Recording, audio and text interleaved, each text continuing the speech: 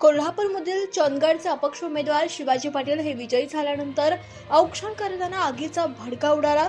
शिवाजी पाटील विजयी झाल्यानंतर 5 ते 6 महिला यांचा औक्षण करण्यासाठी म्हणून थांबल्या होत्या। त्यानंतर हा भडका उडाला। जेसीबी मधून केमिकल युक्त गुलाल टाकल्यानं आणि गुलाल आगीच्या संपर्कात आल्यानं आगीचा भडका उडाला असल्याची माहिती समोर येते। 4 महिलांसह शिवाजीराव पाटील आणि काही कार्यकर्ते जखमी झाल्याची प्राथमिक माहिती समोर आली आहे। शनिवारी रात्री 8:30 ते 9च्या दरम्यान ही घटना घडल्याची प्राथमिक माहिती मिळते। कुठला करिश्मा? कधी झाला करिश्मा? समोर पर्याय नव्हता म्हणून साहेब म्हणायचे करिश्मा करिश्मा। आज मला सांगा, शरद पवारांनी पाडापाडीशिवाय काय केलं? त्यामुळे त्यांना त्यांची पोचपावती मिळाली असल्याची टीका खासदार उदयनराजे भोसले यांनी केली आहे। तसंच शिवेंद्रराजे भोसले यांच्या विजयानंतर त्यांना पुष्पा ही उपाधी राजेंनी दिली आहे। काय कुठला करिश्मा? कधी होता? लोकांसमोर पर्याय नव्हता म्हणून सगळे म्हणजे करिश्मा करिश्मा। आज मला सांगा ना, काय ध्येय धोरण आहे? काय आजपर्यंत काय केलं? तंगडं त्याच्यात घालायचं, पाडापाडीचं राजकारण पलीकडे काय केलं सांगू द्या। आणि त्यामुळे त्यांना त्यांची पोचपावती मिळाली। शेवटी पुष्पा आहे बाबा, तो नॅशनल खिलाडी नाही, इंटरनॅशनल खिलाडी आहे। हे फार उंची गाठावी त्यांच्या माध्यमातून, म्हणजे आमच्या घराण्याच्या माध्यमातून जास्तीत जास्त मी असेल, शिवेंद्रराजे असतील, जास्तीत जास्त लोकांची सेवा आम्ही करणार। कुठेही तिथं आम्ही कमी पडणार नाही। 7व्यांदा निवडून दिल्याबद्दल गिरीश महाजन यांनी मतदारसंघातील जनतेचे आभार मानले। उत्तर महाराष्ट्राचे सर्वाधिक 100% निकाल हे माहितीच्या बाजूने लागलेले आहेत। खोटा लेटेटिव्ह या मतदारसंघात पसरला गेला होता। सूक्ष्म नियोजन करून मतदानाला सामोरे गेले। देवेंद्र फडणवीसच मुख्यमंत्री व्हावे ही आमची अपेक्षा आहे, कारण आमच्या पक्षाचा सर्वात मोठा स्ट्राईक रेट आहे। जरांगे पाटलांनी देखील म्हटलं होतं की मला पळायचं आहे, मात्र या मतदारसंघाने मला 7व्यांदा निवडून दिलंय आणि हा भाजपचा बालेकिल्ला आहे। उत्तर महाराष्ट्रामध्ये मला वाटतं 100% जागा या आम्ही शाबूत ठेवलेल्या आहेत। एवढा मोठा निकाल उत्तर महाराष्ट्राने या ठिकाणी दिलेला आहे, त्याबद्दल त्यांचे सर्वांचे आभार।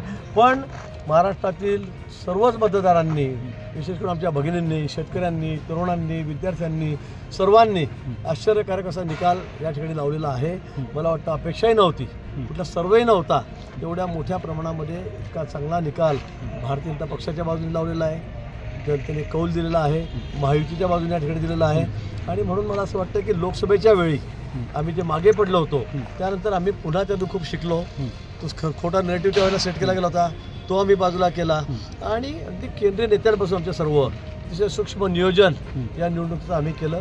आमच्या परिवारातील सर्व घटकांनी या ठिकाणी रात्रंदिवस मेहनत घेतली, काम केलं आणि आजचा हा जो यश आहे हे त्याचंच फलित आहे मला असं वाटतं। ते दरवेळेलाच करतात। मी 7व्यांदा निवडून येतोय। शरद पवार साहेबांनी सांगितलं तर काही करा, जयंत पाटील साहेब म्हटले काही करा, पण गिरीश महाजनांना हरवा, यावेळेला त्यांना हरवायचं आहे।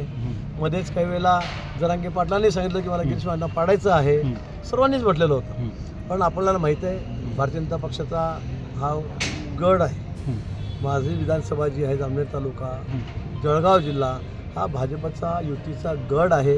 इथे कोणीही त्याला भेदू शकत नाही आणि म्हणून पुन्हा मतदारांनी 7व्यांदा, सोपी गोष्ट नाही, सतत 7 वेळा या ठिकाणी निवडून येणं ही सोपी गोष्ट नाही आहे। पण जनतेने, मतदारांनी, कार्यकर्त्यांनी या ठिकाणी मला पुन्हा निवडून दिलेला आहे, माझ्यावर विश्वास दर्शवलेला आहे। निश्चित तो मी सार्थक ठरवेल।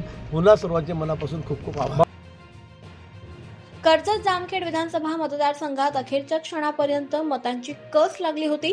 फेर मतमोजणी अखेर रोहित पवार यांनी भाजपच्या राम शिंदे यांचा 1200हून अधिक मतांनी पराभव केलाय। त्यामुळे अतितटीच्या झालेल्या या निवडणुकीमध्ये रोहित पवार यांचा विजय झाला। याबाबत त्यांनी प्रतिक्रिया सुद्धा दिली आहे। हा जो विजय आहे सामान्य कार्यकर्त्यांचा विजय आहे। इथं असणारे स्वाभिमानी नागरिक असतील, आमचे निष्ठावंत पदाधिकारी, आमच्याकडे नेते नव्हते, आमच्याकडे कार्यकर्ते होते आणि खऱ्या अर्थाने कार्यकर्त्यांनी हे इलेक्शन आपल्या खांद्यावर घेतलं होतं। मी गेले अनेक दिवस मतदारसंघाच्या बाहेर होतो, त्यामुळे यांनीच ही निवडणूक हातात घेतल्यामुळे आणि सामान्य लोकांनी प्रतिसाद दिल्यामुळे हा विजय तिथं झालेला आहे. एवढंच सांगतो, माझं वय 38 आहे. आमची आता सुरुवात झालेली आहे. 2029 आपण बघू काय करायचं. त्यामुळे जे काय झालंय ठीक आहे, निकाल लागला, कसा लागला, काय लागला याच्यामध्ये खोलात जावं लागेल. 2 दिवसानंतर त्याचा अभ्यास केल्यानंतर आपल्याला काही ना काहीतरी बोलता येईल. पण ते एवढंच आहे की हार मानून चालत नसतं, लढावं लागतं. आता 29 डोक्यात ठेवून आणि मध्ये जे काही कार्यकर्त्यांचे इलेक्शन आहे, जिल्हा परिषद, पंचायत समिती, नगर परिषद, त्याच्यावर आपल्या आपल्या कार्यकर्त्यांना ताकद देत आपल्या विचाराला पुढे न्यावं लागेल. पण 29ची तयारी आजपासूनच करावी लागेल. रॅली संपल्यानंतर धनंजय मुंडे आपल्या घरी गेले तेव्हा त्यांची पत्नी राजेश्री मुंडे आणि त्यांच्या आईंनी त्यांचं औक्षण केलं आणि त्यानंतर धनंजय मुंडे यांनी आपल्या आईचे आशीर्वाद घेतले.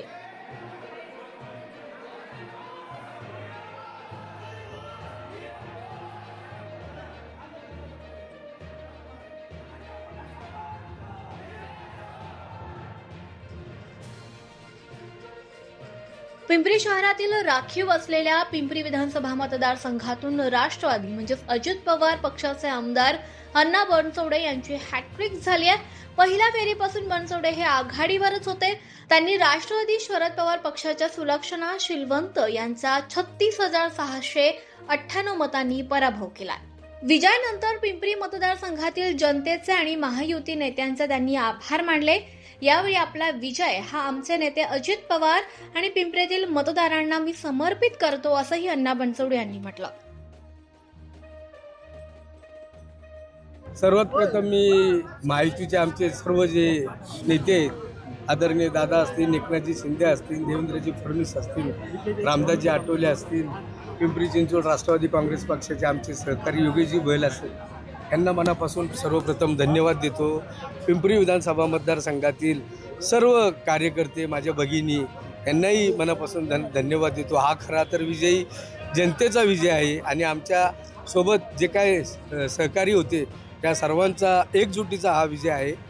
हा विजय मी आदरणीय दादांना महत्त्वाचा म्हणून अर्पित करत आहे. जो चित्र तयार केलं होतं, खरं बघितलं तर तसं चित्र काहीच नव्हतं. आज जर तुम्ही बघितलं तर मी 18वी फेरी मोजून या ठिकाणी आलेलो आहे आणि 36,000चा लीड होता. तर हे फक्त चित्र भासवलं गेलं होतं की राष्ट्रवादी विरुद्ध राष्ट्रवादी. तसे जर बघितले तर महाराष्ट्रामध्ये महायुतीचं सरकार एकतर्फी आलेले. पिंपरी विधानसभा मतदारसंघातील आमदार पण हा एकतर्फीच विजयी झाला आहे. ह्या विजयाचं श्रेय मी माझ्या सर्व सहकाऱ्यांना, आदरणीय योगीजी भल आणि त्यांच्या सर्व सहकाऱ्यांना, राष्ट्रवादी काँग्रेस पक्षाचे नगरसेवक असतील, राष्ट्रवादी काँग्रेस पक्षाच्या नगरसेविका असतील, भारतीय जनता पार्टीचे अध्यक्ष, तुम्हाला माहितीच असेल एकंदर ह्या घडामोडीमध्ये आदरणीय दादांवरती मी विश्वास ठेवला आहे आणि दादा जो निर्णय घेतील त्याशी मी सहमत असणार आहे.